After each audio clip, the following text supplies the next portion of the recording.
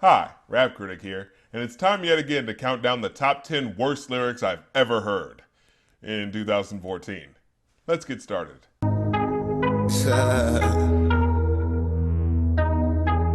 got a lot of cash, I don't mind spending it.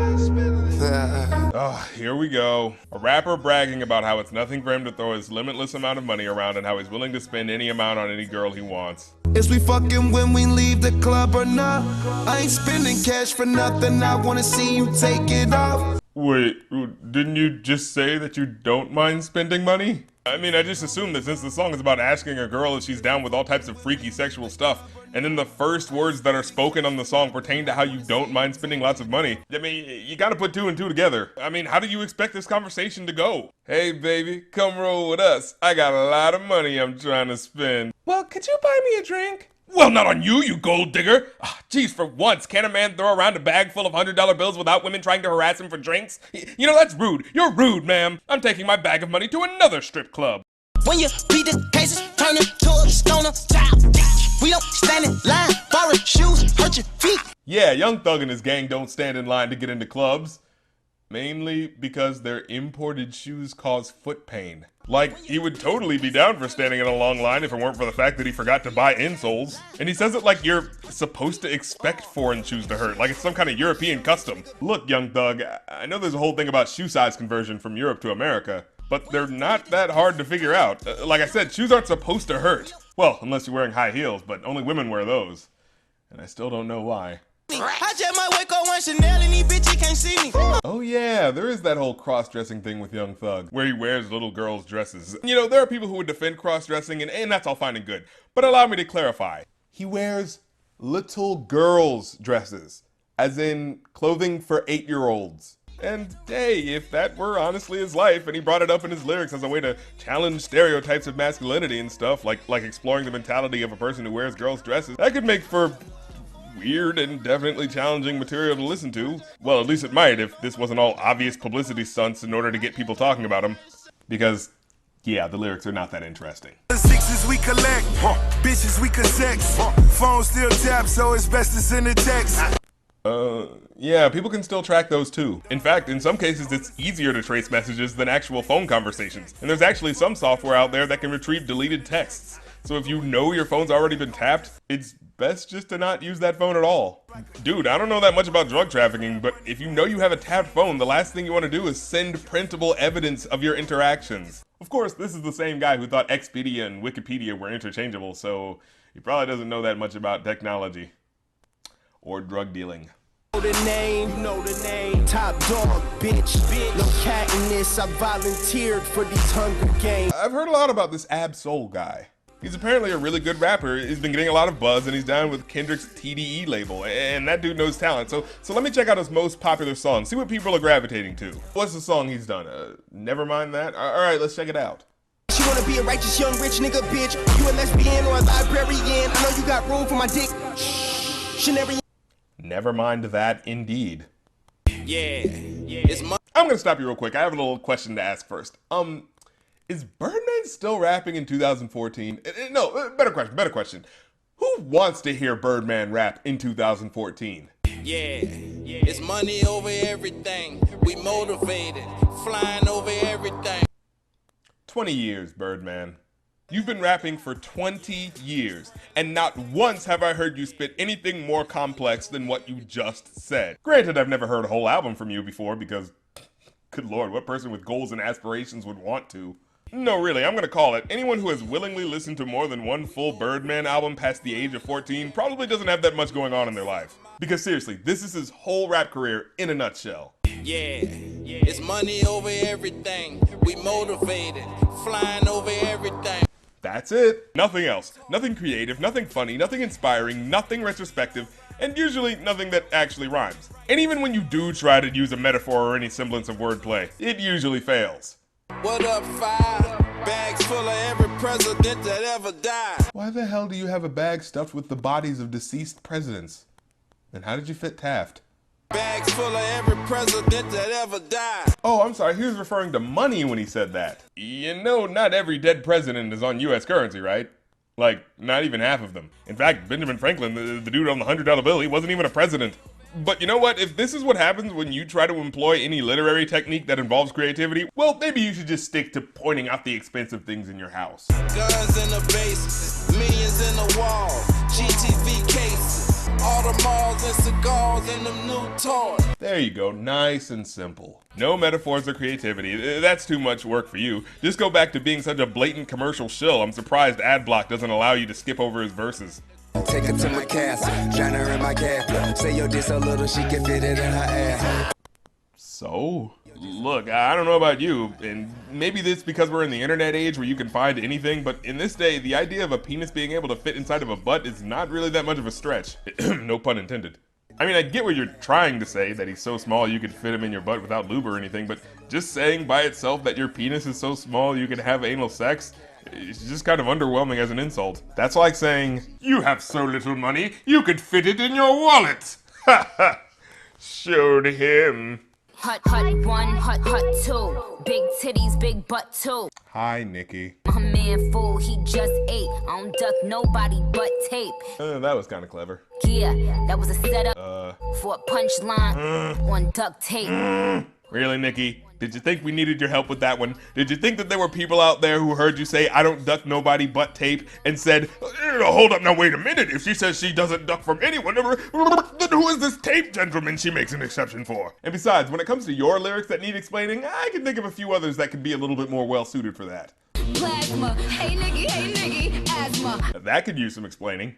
Maybe it's time to put this pussy on your sideburns. Mashing your vagina against a specifically hairy side of someone's face could definitely use some explaining. Swallow balls, nuts.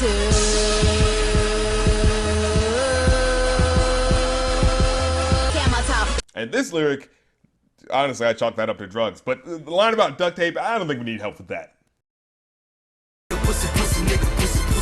Lupe Fiasco has a song called I'm Scared. Let a nigga get it for the low. Lame tried to form brains, couldn't storm it like a in the Philippines, eating chicken wings, mother with a Lou, what the hell are you doing? Okay, I don't even speak Spanish, and I'm pretty sure that doesn't make any sense. Gadget, go, ratchet, ho, Santa, ho. Okay, stop. What is going on here? This is just bad. Unfocused, repetitive, and bad. I don't care if people try to excuse this and say it's freestyle. I've heard Lupe do better than this. KC, Jojo. What the hell are you talking about? Pussy nigga, pussy nigga, get full. Real, nigga, Twitter. This is random nonsense. And don't be one of those people saying, oh, it's a parody, he's making fun of how lazy rap is these days. Well, you know what? If there's one thing we should have learned from Epic Movie, it's that parody can be just as lazy too. Bad music is bad music. And if it's a parody, it's still under the same parameters as a normal song. I'm tired of people giving carte blanche to musicians writing crappy lyrics as long as they give us a knowing wink at the end. This is not a song you actually listen to for any type of enjoyment. This is a song where you go, ho ho, aren't I smart for knowing that trap rap doesn't take a lot of skill to make, and you never listen to it again. It's just bad songwriting. You wrote a bad song, Lupe. That said, I still look forward to your next album.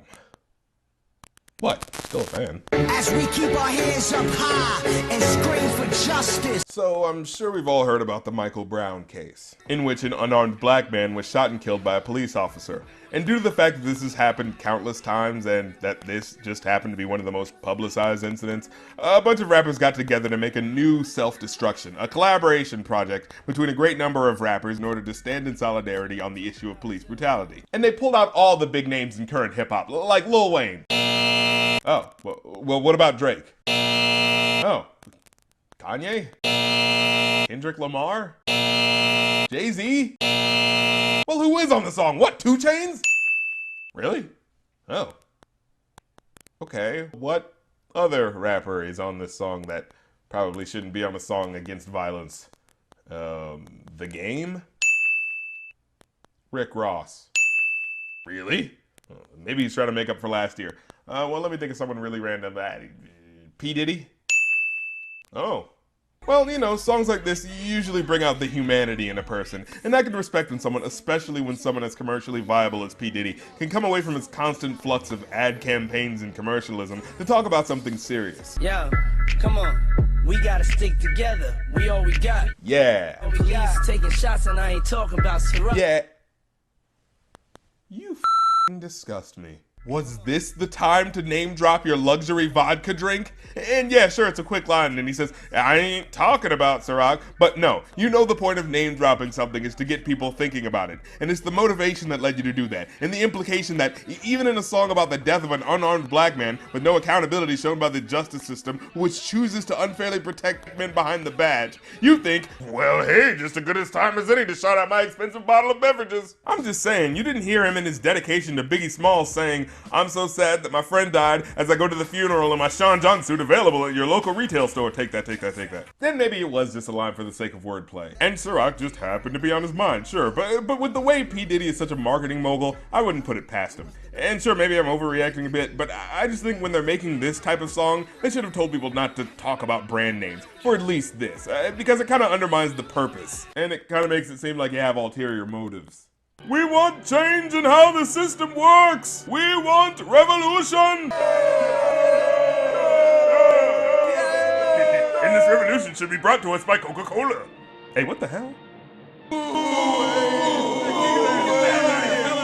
Nobody likes you, P. Diddy. The queen of rap, slaying with Queen B. Queen B. Am I tripping on this hoe just say my name? Oh, you tripping hard as a mother. Ain't nobody say your name. She's calling her the name that people have been calling Beyonce for years now, Queen B. And I find it odd that you have not had a problem with anyone else saying that until Nicki did. I mean, Kim's acting like Nicki was trying to reappropriate your title, even though no one was thinking about that title anymore but you. Now, admittedly, Nicki did have a thing about dissing you 2 years ago for some reason. Stupid hoe should have befriended me. Then she could have probably came back. Which, wow, talk about kicking someone when they're down. So I get why you might think she still cares, but maybe you should have responded 2 years ago when she did that. Or maybe you did and I just wasn't paying attention. Anyways, the thing that especially got my attention here was that when I looked up Lil' Kim's verse, it wasn't just her verse rapping over the beat of the original. No, the first 3.5 minutes of the original Flawless remix plays first, and then it's interrupted near the end. Geez, it's almost as if she knew no one would give a crap about her verse unless it came tacked on to the end of a more popular song. But hey, you know what? Lil' Kim just called Nicki out of her name, so if she's gonna do that, she must have some fire for her. So here we go. What vicious attacks do you have for Nicki Minaj? Queen of rap, fuck you out of here. Queen is back, fuck you out of here. Time to get this rap bitch up out of here. I woke up like this, fuck you out of here. Ooh, rhyming out of here with out of here with out of here with out of here. That'll show her who's lyrically superior. I'm so awesome. I'm so fucking awesome. These hoes wanna be me cause they know Kimmy, she flawless. If you knew you were so flawless your whole life, these wouldn't be pictures of the same person. I just had a baby about a week ago. And here she puts Nicki Minaj in her place, but wait, you just had a child? So you're a 40-year-old grown woman who just went through 9 months of labor and experienced the miracle of childbirth, and your first artistic endeavor was to diss Nicki Minaj? This song is slowly reflecting more poorly on your character right now. You might want to switch it up. Dig your claws in a little deeper. Get back to the point. Here, I'll help you. Nicki Minaj is a terrible person because... Dior lipstick with the mascara. Kissing myself in the rear mirror. Head game so presidential. Spit on a dick like an instrumental.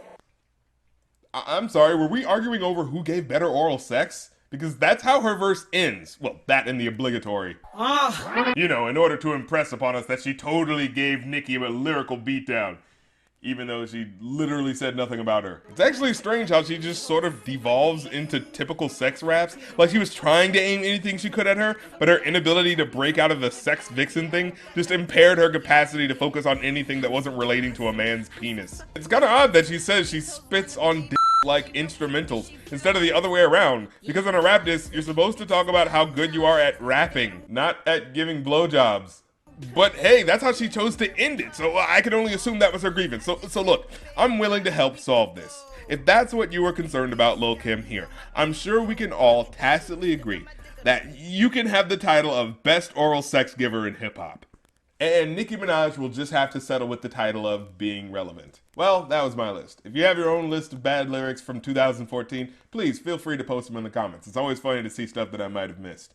Well, until next time, I'm the Rap Critic. You don't have to like my opinion, but I don't have to like your song.